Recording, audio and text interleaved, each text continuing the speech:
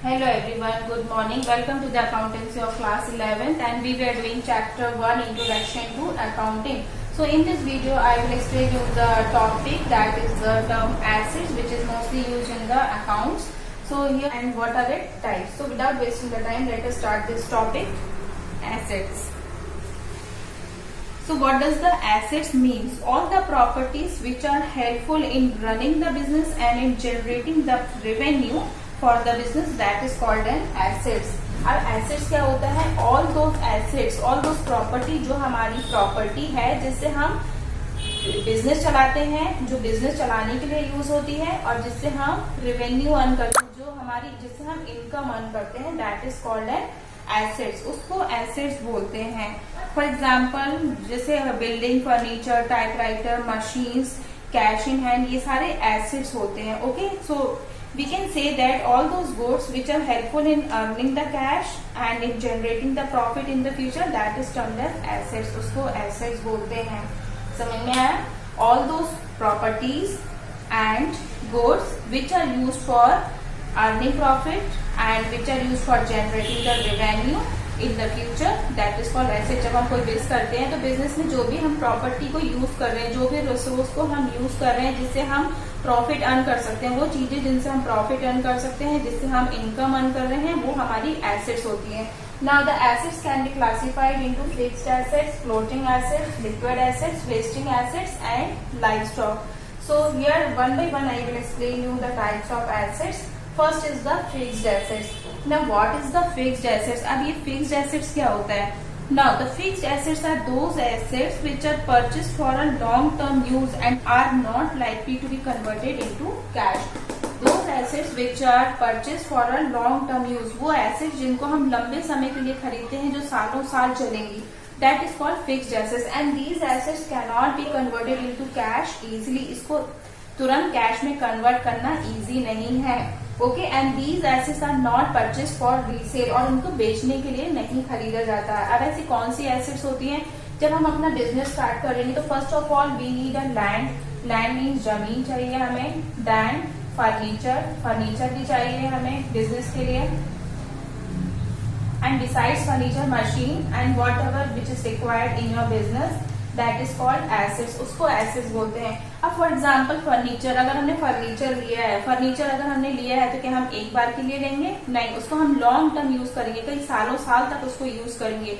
For example in a school, अगर हम school में देखें तो जो फर्नीचर यूज होते हैं जिसमें स्टूडेंट्स बैठते हैं, जो फर्नीचर है वहां पे, क्या वो फर्नीचर हर साल चेंज करते हैं? नहीं, वो सालों साल से वही फर्नीचर चला आ रहा है. तो वो फर्नीचर से क्या हो रहा है? वो प्रॉफिट अर्न करने में और इनकम जनरेट करने में यूजफुल है वो फर्नीचर. और फॉर एग्जांपल जो वहाँ के ट्यूबलाइट्स हैं, जो फैन है, वो उससे क्या हो रहा है? प्रॉफिट अर्न कर रहे हैं, इनकम जनरेट करने के लिए यूज हो रहा है. तो that are termed as fixed assets.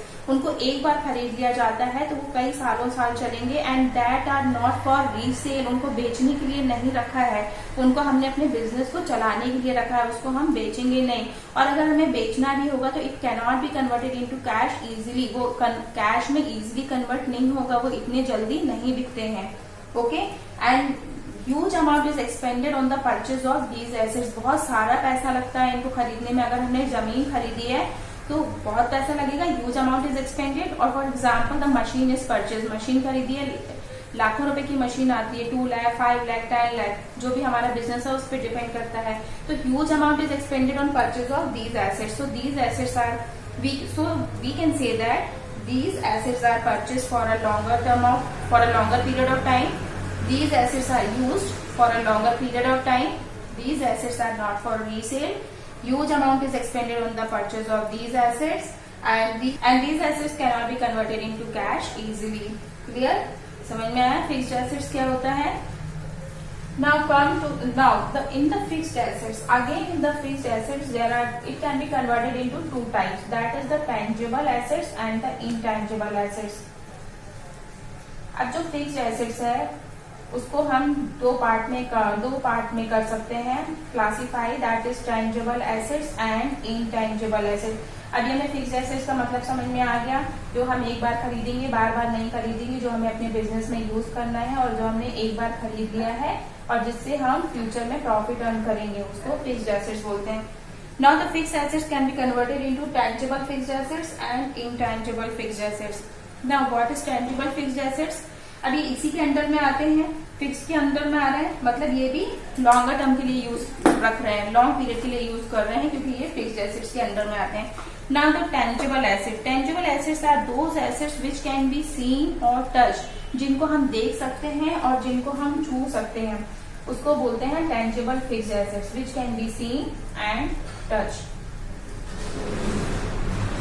Those assets which can be seen or touched are called tangible assets. उसको tangible assets होते हैं. अब कौन से ऐसे assets हैं जिनको हम छू सकते हैं? बिल्डिंग है, प्लांट है, फर्नीचर है, building, furniture, machine etcetera. All these assets we can see and we can touch. इनको हम देख सकते हैं, छू सकते हैं और ये फिक्स है, ये कई सालों साल तक चलेंगे. That is the tangible assets. Clear? Now the next is intangible assets. Now what is intangible assets? ये भी फिक्स्ड एसेट्स के अंडर में आता है, मतलब इसको भी एक बार हमने खरीद लिया है तो हम बार बार नहीं खरीदेंगे, इसको लंबे समय तक यूज करेंगे और इसको बेचने के लिए नहीं लाया गया है. So it also comes under the fixed assets. Now what is intangible assets? Those assets which can not be scene, जिनको हम देख नहीं सकते हैं, विच can not be seen and touch, जिनको हम देख नहीं सकते हैं, जिनको हम छू नहीं सकते हैं, वो हमारे एसेट्स हैं, इंटेंजिबल एसेट्स.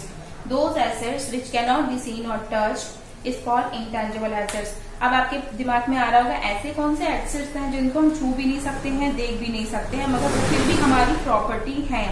तो ऐसे कौन से एसेट्स होते हैं? For example goodwill, trademark, copyright etcetera. These are the assets which can not be seen and touch.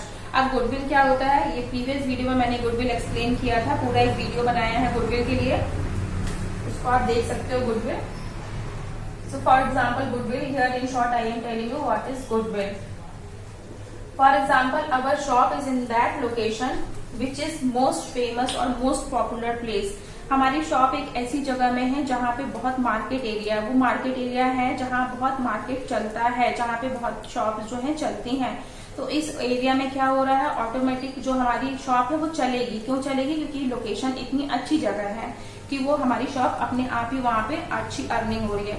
अगर सेम शॉप हम दूसरी जगह पे खोलेंगे, वहाँ पे इतना मार्केट नहीं है, तो वहाँ पे हमारी शॉप नहीं चलेगी क्योंकि वो लोकेशन अच्छी जगह नहीं है. तो लोकेशन हमारी इतनी अच्छी जगह है. या फिर हम दूसरा एग्जाम्पल ले सकते हैं. For example our shop is been establish 10 years before. 10 साल पहले हमने अपनी शॉप एस्टेब्लिश की थी और आज की डेट में उसका नाम इतना बढ़ गया है, इतना ज्यादा नाम हो गया है कि लोग अपने आप ही वहां पे चले आते हैं गुड्स को लेने के लिए. क्यों आते हैं? क्योंकि हमने जो अपना नाम बना लिया है. तो जो आपने नाम बना लिया है वो आपको दिख रहा है क्या? उसको आप छू सकते हैं क्या? नहीं छू सकते हैं, पर वो आपकी एसेट्स है, आपकी प्रॉपर्टी है. आपकी प्रॉपर्टी कैसी है? क्योंकि आपका नाम ही इतना फेमस है, आपका नाम जो इतना चल रहा है, तो वो आपकी एक एसेट्स है. आपने वो पूंजी बनाई है, वो पूंजी आपने उसको अर्न किया है इतने सालों में.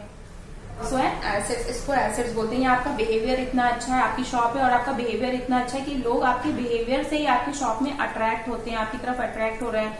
तो वो भी आपका एक प्रॉपर्टी है और वो भी आपके लिए एक एसेट्स है. And so goodwill is an assets. ये हमारी प्रॉपर्टी है which can not be seen और टच, जिनको हम देख नहीं सकते हैं, छू नहीं सकते हैं, मगर ये हमारी प्रॉपर्टी है. So one more example is copyright and trademark. So this is also our assets which can not be seen और टच. ये भी हमारी फिक्स्ड एसेट्स है जो लंबे समय तक के लिए है और हमें प्रॉफिट अर्न करने में यूजफुल है. बट ये इनको हम छू भी नहीं सकते हैं, हम देख भी नहीं सकते. अब ऐसी कौन सी ये एसेट्स हैं जिनको हम नहीं छू सकते हैं? सो व्हाट इज कॉपीराइट और trademark? So copyright or trademark, it means that suppose one company is having the authority to make the good. For example, we can take the A1 company. So the brand of A1 company, that brand A1 company ही बना सकती है. That brand can be made by that company only. हम उसको copy नहीं कर सकते हैं, उसको दूसरा कोई कॉपी नहीं. For example, the Samsung company. So the Samsung company, that brand can be invented by that company only. That brand can be used by that company only. उस ब्रांड का जो आइटम है सिर्फ वही कंपनी बना सकती है, उसको हम कॉपी नहीं कर सकते हैं. There are so many examples in the creams also, like Lotus creams which are of Lotus company, or for example the Fair and Lovely. So no other can copy that company. So उनको जो है उनका copyright है, उनका हक है, वो उसमें बना सकते हैं, उसको दूसरा कोई कॉपी नहीं कर सकता है. फॉर एग्जाम्पल अगर हम कोई प्रोडक्ट लॉन्च करते हैं और उसका हमको कॉपीराइट मिल जाता है, अगर उसको हमें कॉपीराइट मिल गया तो उसका सिर्फ उसको हम बना सकते हैं, हमारे कंपनी को कोई दूसरा, हमारा लेबल कोई दूसरा कॉपी नहीं कर सकता है. सो that is called copyright. It is also an assets. ये हमारी एसेट्स है, ये हमारी प्रॉपर्टीज है, but which can not be scene. ये प्रॉपर्टी है मगर इसको हम देख नहीं सकते हैं, छू नहीं सकते हैं, बट ये हमारे लिए हमारी प्रॉपर्टी है. ये हमें प्रॉफिट अर्न करने में हेल्प कर रही है, क्योंकि इस ब्रांड का हक सिर्फ हमें है बनाने में. इस ब्रांड का जो कॉपीराइट है हमारे पास है, सिर्फ हम इसको बना सकते हैं. तो it is an asset. It is our assets which is used for earning the profit, and it comes under the fixed assets. So it cannot be seen or touched. So here again, once again listen, fixed assets. Under the fixed assets, it can be converted into intangible, tangible fixed assets and intangible fixed assets. Now the tangible assets are those assets which can be seen or touched, जिनको देख सकते हैं, छू सकते हैं, और जो हमारे fixed assets है, for example land, plant, building, machine, typewriter, etc.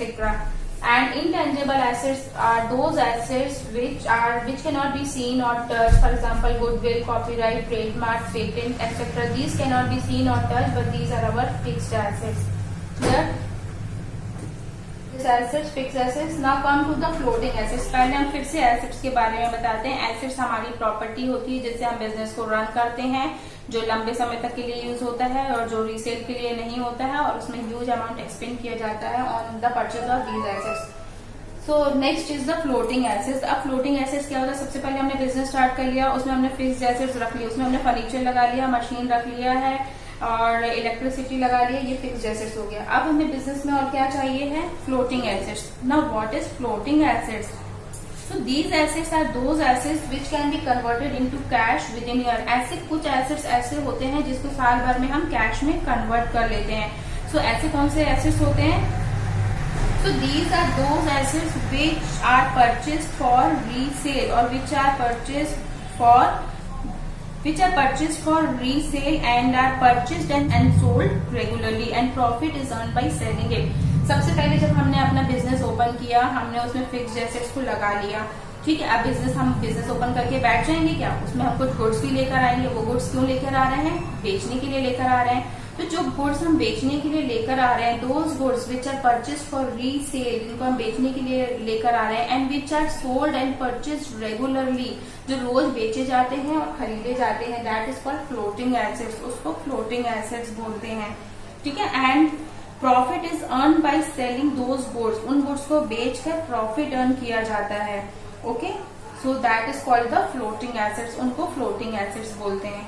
Again listen, those assets which are purchased for resale, those assets which are purchased for earning profit, and those assets which are purchased and sold regularly are called floating assets. उसको floating assets बोलते हैं. Clear? सबसे पहले हमने business open कर लिया, business में हमने फिक्स्ड एसेट्स लगा लिए जिसको हमको लंबे समय तक यूज करना है, इन्हें बेचना नहीं है. इसके बाद हमने फ्लोटिंग एसेट्स मीन्स वो एसेट्स लेकर आए जिन्हें हमें बेचना है, जिससे हम प्रॉफिट अर्न करेंगे. Okay, now the third comes the liquid assets.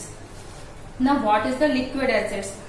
So liquid assets are those assets which are in the form of the cash. अगर हमने जब बिजनेस स्टार्ट किया है तो कुछ कैश भी रखेंगे हम अपने पास, हमारे पास कुछ कैश भी होना चाहिए, ठीक है. Which can be used any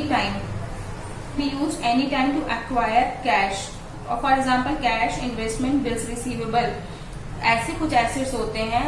liquid assets are those assets which are in the form of cash and which can be converted into cash quickly. अच्छा, ऐसे कौन से एसेट्स होते हैं जो कैश के फॉर्म में हमारे पास हैं? For example bills. जब हम बिजनेस करेंगे, जब हमने उधार में गुड्स को बेचा है तो हमारे पास बिल भी होंगे, हमें इनसे 6,000 रुपए लेना है, उनसे 10,000 लेना है, उनसे 15,000 लेना है. तो ये जो बिल है, ये जो है हमारा लिक्विड एसेट्स है. या फिर जो हमारे पास कैश, हमारे हाथ में जो कैश रखा है, कैश इन हैंड, या फिर जो हमारे बैंक में कैश है, that is called liquid asset. जो कैश के रूप में हमारे पास है, that is called liquid. Now it is clear that what is wasting assets. Wasting assets are those assets whose value decreases with their continuous use. Example, the coal mines and the sand mines, and a deep hole under the ground where the minerals such as coal, tin, gold, etc. are dug. That is called mines. So their values decreases with their continuous use, the value decreases with the passage of the time. जैसे जैसे time जाएगा उनकी value कम होती जाएगी, क्योंकि जब हम उसमें से डग करके निकाल लेंगे, जब उसमें कुछ भी नहीं बचेगा तो उसकी वैल्यू खत्म होती जाएगी. So that is called the wasting assets. The livestock, last one is the livestock. So what does the livestock means? Those assets, these assets are in the living form, जो living form में होते हैं business के, and the businessmen get them these assets for the distribution of their goods. Okay, so the businessmen keep these assets for the distribution of the goods and they are in the living form, जिनमें जान होती है, जो living form में होते हैं और जो businessmen अपने business में रखते हैं, अपने business में यूज करते हैं. क्यों यूज करते हैं? For the transfer of the goods or for carrying the goods, goods को carry करने के लिए और for the distribution of the goods, goods को distribute करने के लिए ये living assets को अपने पास रखते हैं. For example the elephant, for example the horse cart, bullock cart.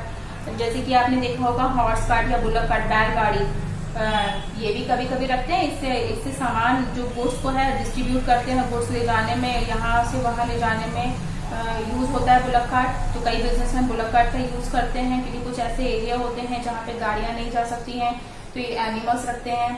जैसे हॉर्स कार्ट है, हॉर्स भी यूज होता है गुड्स को डिस्ट्रीब्यूशन, गुड्स को कैरी करने के लिए, और for bringing the raw materials, or for transferring the goods, for distribution of the goods on that places where the vehicles cannot be entered.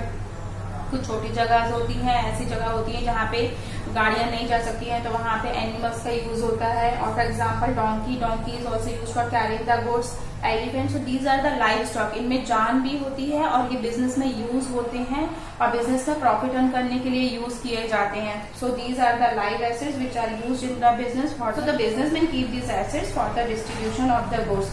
So understood the live stock. Now again listen, again have a look on the types of assets.